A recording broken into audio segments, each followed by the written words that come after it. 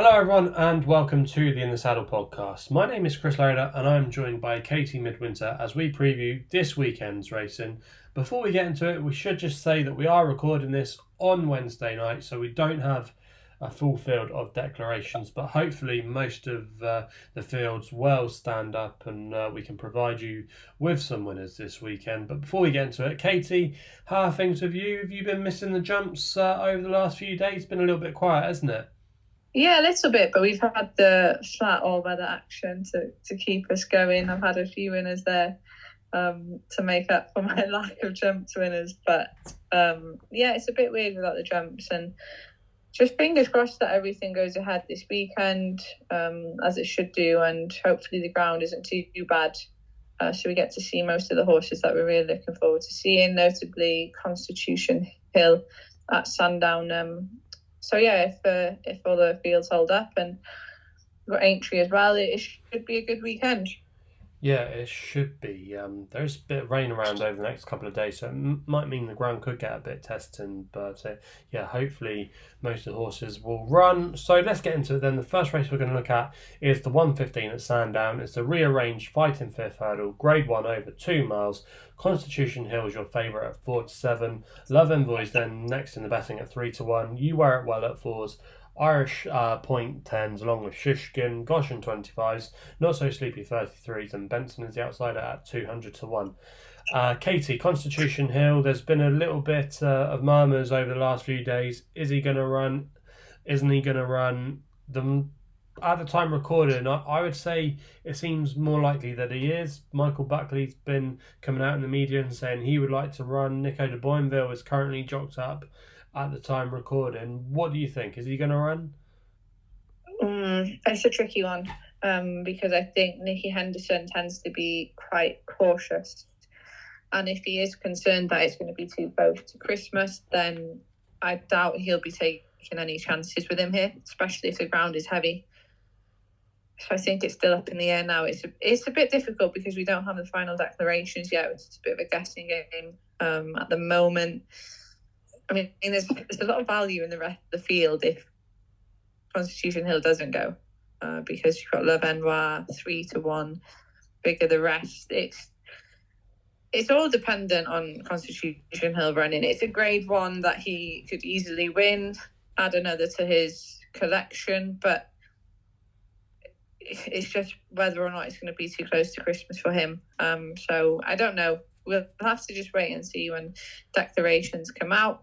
If he runs, then hopefully and surely he does go on to win quite comfortably because he's so far superior of all of these. I say bar Shishkin because Shishkin, of course, is a fantastic horse in his own right, but this is just much different to what Shishkin has usually been doing of late. So yeah, if he runs, then he wins. But if he doesn't, I think Le Benoit is probably the best of the rest of those who are guaranteed to run. If Irish Point does come over, I think he'll have a good chance, and I'd be keen to keep him on side. I think 10-1 from an anti-post view is a really good price, but then again, it's just that risk if he's going to be declared or not. And then Shishkin in there, which is a bit of a funny one. I don't really want Shishkin and Constitution Hill to be taking each other on, if I'm honest. They're two of my favourite horses in training. But of course, it's just going to be a prep run for Shishkin if he does run. So we just have to see what happens, really. A bit of a guessing game at the moment, Chris. Yeah, it all does revolve around Constitution Hill. And if he doesn't run it, it's definitely going to make for an interesting race.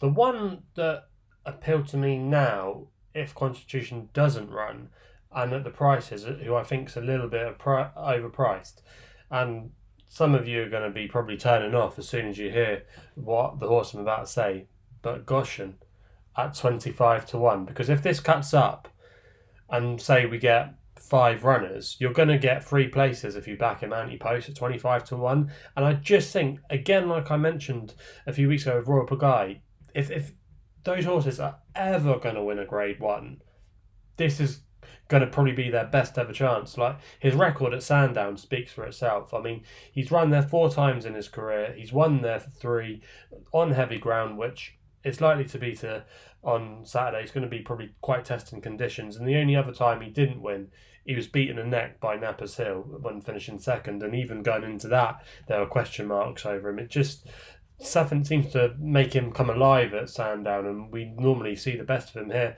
Obviously, he has to bounce back. He hasn't really shown too much, but I just thought if he went to the front, they gave him an unusual ride last time. They didn't actually make the run with him at Ascot, so that would be a little bit of a concern there. Jamie Moore knows him best. Noel Houlihan's not a bad jockey, but he that might be a little bit of a concern. But at 25-1, if it is testing ground at Sandown, does cut up. I just thought he was maybe a little bit overpriced. So yeah, taking a bit of a wild one there. But yeah, I will just say, Chris, I think as soon as people were talking about Constitution Hill maybe not running, I think most bookmakers did go to 2 places. So it's the only negative in terms of betting anti-post here.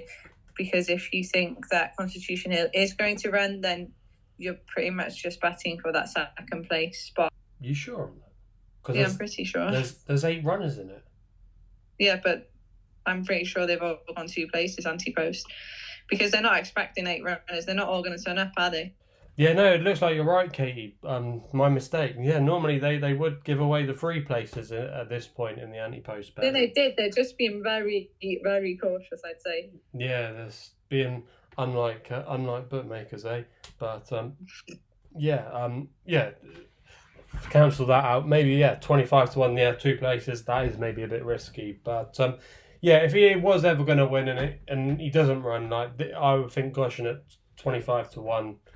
Yeah, he won't be that priced, obviously, if Constitution Hill doesn't run, but maybe it could be his day to pull off the surprise. But, hard to definitely be really getting involved with that one. So that's our thoughts then on the fight in 5th. We're now going to move on to the 150, to the Betfair Henry VIII Novices Chase. It's a Grade 1.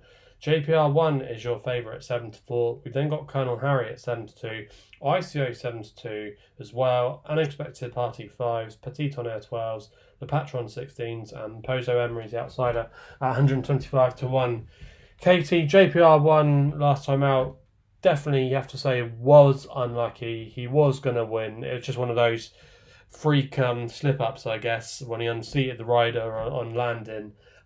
Do we think if he gets a clear round here, he's the one to beat? Yeah, JPR 1 was desperately unlucky at Cheltenham, wasn't he? I think, as you said, he definitely would have gone to win his race. He's been put up £10 for that unseating at the last. And you think maybe off a mark of 145 he's running, he's probably still ahead of his mark. Could be a 150 horse easily. So he's the one that I'm going to go for here. I think he's shown the most solid form out of these. I see that there's danger from ICO Colonel Harry. I have some question marks about the 2 of them. I think JPR 1 is the most reliable selection here. So I'm really keen to keep him on the side. And I think that the team at Joe Tizards are hopeful that he'll run a big race as well. Yeah, I can definitely see the case for him.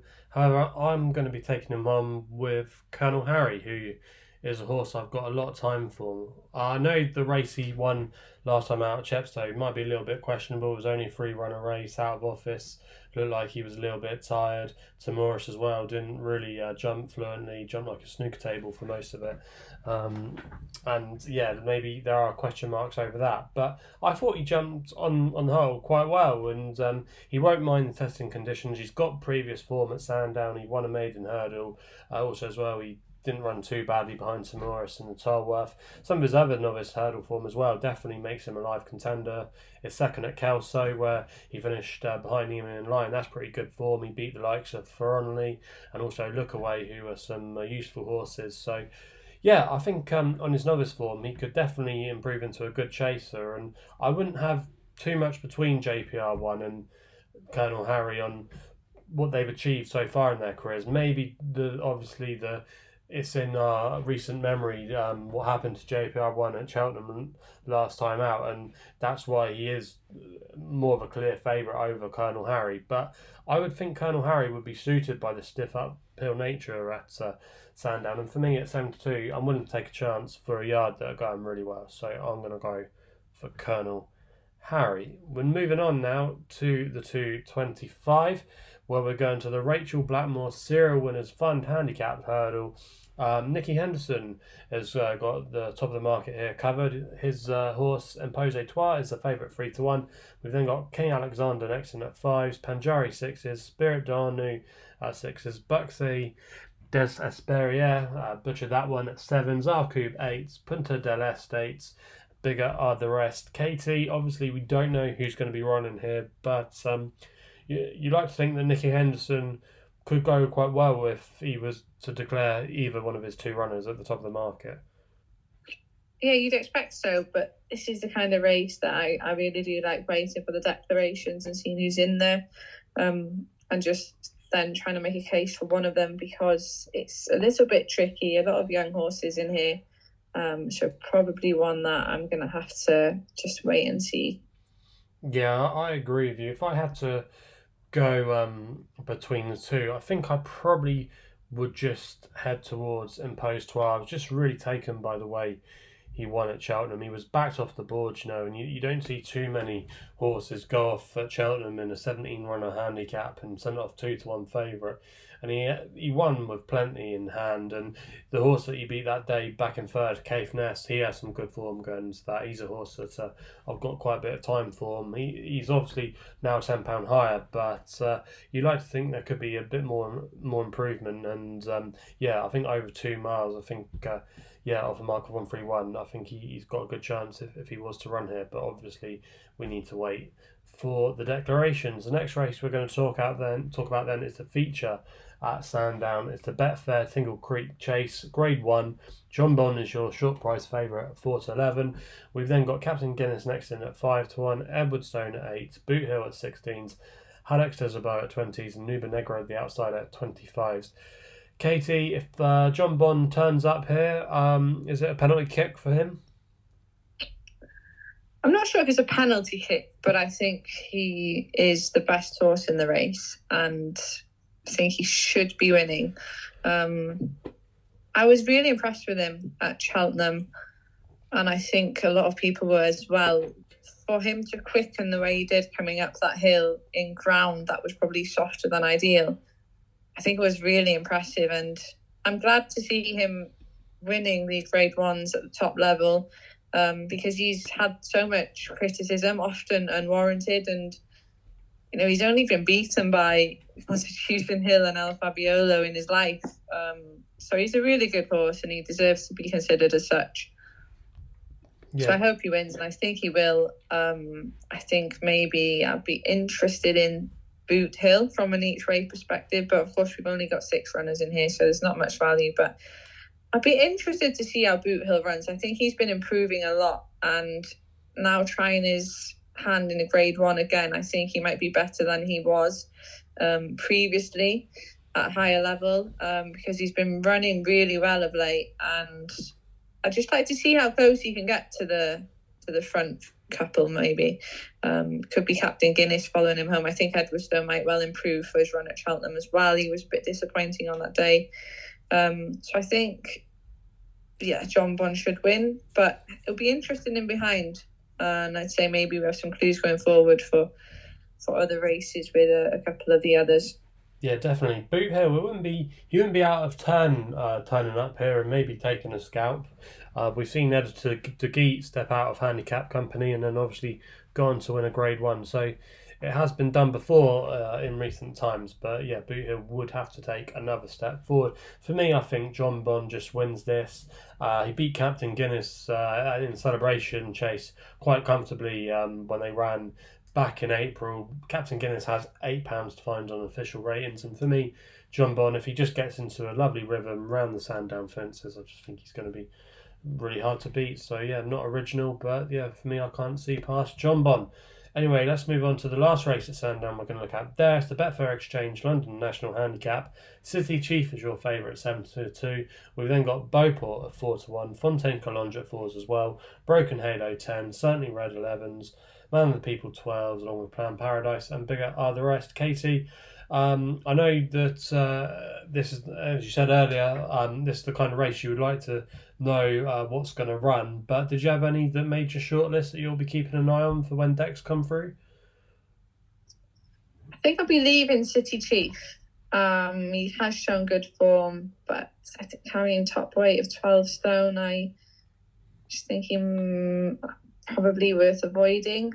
And I'd probably look at one from a more each way perspective, I'd say. But again, I need to wait and see what the final declarations are. But I had a look at a few of them. Truckers Lodge, I'm always interested in wherever he runs over a marathon trip.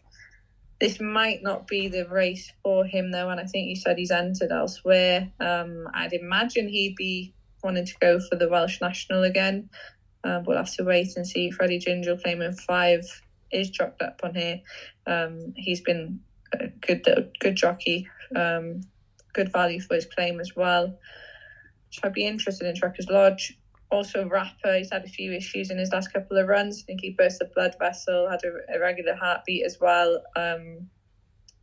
And I think if he can return to some kind of form of a mark of 140, he'd be interesting. Currently 20-1. And another is Cor Seren. I hope I could pronounce that correctly. Seren actually means star in Welsh. It's spelled a little bit differently, but I guess I pronounced it like Cor Seren.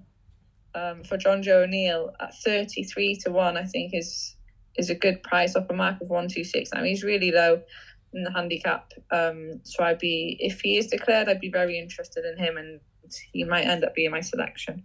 Okay, there, Katie's ones to watch out for. I thought this race personally revolved all around Beauport. I'm quite confident on his chances. Like Katie, I wasn't that keen on City Chief. I just thought he was kind of handicapped to the hill and just didn't really have much room off his mark, and probably run well, but won't run well enough to win. I personally think Beauport, I think you can actually mark up his run last time at Ascot when he finished in 5th place. If you go back and watch the replay, he was miles back, but he actually did well to run on up the hill at Ascot. I just thought that you'd be suited by this step up and trip. If you go back and watch the race replay, Jordan Naylor, who was on him that day, was struggling to pull him up, and the race hasn't worked out too badly. Eldorado Allen didn't run too badly last week at Newbury. You had Monbeg Genius in there, okay, he was pulled up, but I think that race had a lot more depth than this race is going to have, and I think the step up and trip to 3.5 miles will really suit him. He's got lots of good form at Sandown, including winning the EBF final. He finished second in the Grade 3 handicap hurdle here behind Green Book. Plenty to like about him. He was dropped £2 for that run, I think, off a mark of 140 with Nigel Twiston-Davis's team in red hot form, 33% strike rate. I thought Beauport could be really hard to beat, so he is my idea of the winner in the lucky last at Sandown. We're now moving on to Aintree, where we're going to look at the 130. It's the Horton Mare Chase. It's a listed race, and we don't currently have prices, or I don't, on my screen at the moment, but a few likeable horses in here. I know Zambella has been a favourite of mine over the years. Katie, Zambella, do you like her in this race, or is there something else that was leaping out at you? None of them are leaping out as of yet. I can see a case for Zambella. She's been a nice mare over the years. And Pink Legend as well has been doing well for Anisha Williams, so they're probably two to consider, but I can't say I'd have a strong fancy at this moment in time. Again, it's a bit boring, but I have to wait for the declarations and maybe see who's in there if there's a bet in there. But at the moment, it's probably a race I'll be leaving alone. Yeah, that's fair enough. You don't have to bet in every race. The one I thought maybe could be a little bit overpriced on the day, and be interesting to see what kind of price she is if she does get declared, was Marsh Wren. I actually backed her when she won at Warwick a couple of weeks ago, and she did it really well. She just got into a really good rhythm, and Stuart Edmonds does really well with his mares, and I didn't think it was a bad little race. She won at Warwick, and I just think this is a good opportunity for her to get some black type in the board. Obviously, she'll have to take another step forward, but she's only a 7-year-old, and also as well, she'll be getting a little bit of weight from the likes of Pink Legend and Zambella, who have to give away a £4 penalty. So I thought Marsh Wren could be interesting if she was declared. We now move on to the feature race at Aintree. It's the Boyle Sports Beecher Handicap Chase. Ashtown Lad is your favourite at 11-2. We've then got Percussion at 6-1. Fantastic Lady at 9s. Mr. Coffee 10s. Highland Hunter 12s along with Houston, Texas. The Big Breakaway 12s. Cocoa Beach 16s. Bigger are the rest. Katie, always great to see horses running over the national fences. I'm sure this is going to be a competitive race, but did you like one in here? I like a few of these horses, so I haven't made my final decision yet. I think Cocoa Beach is very interesting if he's coming over. He's going to have to give away a stone to the rest of the field, isn't he? But he does have Danny Gilligan on board claiming 5. But Cocoa Beach is such a likeable horse. Looking forward to seeing him again. Maybe will be aimed at the national again, so I'm not sure if this is going to be the day to catch him after his win in Ireland recently. But great to see him all the same. I think for now my shortlist would have Fantastic Lady on. I've been really impressed with her. She has been carrying a hefty weight on a couple of times when running in these big handicaps, and I've been really impressed with the way she's been able to do it. She clearly enjoys running over these fences as well, which is always a good sign. So Fantastic Lady is definitely towards the top of my shortlist. Ashtown Lad, of course, as well. I'm sure Mr. Coffee will be for you, Chris, your mate. Also, Houston, Texas, was impressed with him last time, so I might have to have a bit of a deeper look and see which one really takes my fancy. But there are a few that I'm going to be considering. Yeah, Mr. Coffee would definitely be on my shortlist. He's actually now £5 lower than when he ran in the national, and probably just this drop back to the 3 miles would definitely suit him. We saw he absolutely loved it that day. Nico obviously is probably going to be riding at Sandown, so I'm not sure who would ride him, but yeah, he would definitely be one I'll be considering. But again, sorry to be boring, but I thought Ashtown Lad had a really good chance for the Skeltons again. He's only £2 higher than when he beat Jess Gill last year, who we've already seen go on to win over the fences already this season, Jess Gill. And yeah, I just think this is going to be his Gold Cup race for the year. We know he stays. We know he likes the course. Put a line through the run last time out when he was pulled up in the Badger Bear. We've been seeing plenty of Dan Skelton's horses needed in the run, and yeah, 11-2. It's not very original. I'm siding with the favourite, but I thought he had an obvious chance, and for me, he would probably be my idea of the winner of the race. So yeah, I'm going to go for Ashtown Lad. We're now moving on to the 240 at Aintree, to the Boyle Sports Daily Money Back second juvenile hurdle. It's a listed race, and Max of Stars is your favourite at 6-4. We've then got LaFaux at 5-2, Liari at 3-1, Latin Verse next in at 8-1. Give me 5 9s, Paleo 10s. Bigger are the rest. Katie, I know you were with Max of Stars at Newbury last week. Do we think she can get her head back in front here? Yeah, hopefully. I just love this filly. She's one of my favourites this season so far. I'm really keen to keep on side of her. I think she ran really well behind Wadu at Newbury, and hopefully this time she goes one better. She's been winning plenty, running well in defeat. So I think she's got a really good chance, and her price reflects that, 6-4. Yeah, exactly. I think if she's declared, she's definitely the one they've all got to beat, and yeah, I think she could be quite hard to oppose, especially as well getting the fillies allowance. So that is the main races covered for the weekend. Katie, was there anything else you wanted to talk about? Okay, not to worry. I do have a few other horses I just wanted to mention to keep an eye on this weekend. The first one of them runs at Chepstow in the Coral Welsh Grand National Handicap trial. Nassalam is in here. Caelan Quinn's already booked, so I was keen to be with him at Newbury last week, but he actually got taken out on the account of the ground. It probably wasn't deep enough for him, but I just think he ran an eye-catching race when he finished 4th. in the Grand Sefton. He was running on quite strongly, and I think the step up in trip will definitely suit him. He is actually in the Welsh National currently. I think he's around about a 50-1 chance. So I think if he was to run well in this, that would definitely come down that price. I think that's a little bit overpriced. So I think he's going to really relish these staying handicap chases. He's still only a 6-year-old. He feels like he's been around for a long time, but I think he was just getting valuable experience under his belt from last season. He ran in a lot of big field handicaps. He didn't run too badly in a couple of them, and I just think this time around, this could be his year to kick on and win a decent pot, and maybe it could be the Welsh National. And I just thought he was definitely a horse I'd be keeping an eye on this weekend. Elsewhere, Sunday, we've got some good action there. We've got the Peterborough Chase at Huntington. Edward Stone is in there, jocked up with Tom Cannon. I thought he could be interested in stepping up in trip if he was to run there, but they do have to pass an inspection.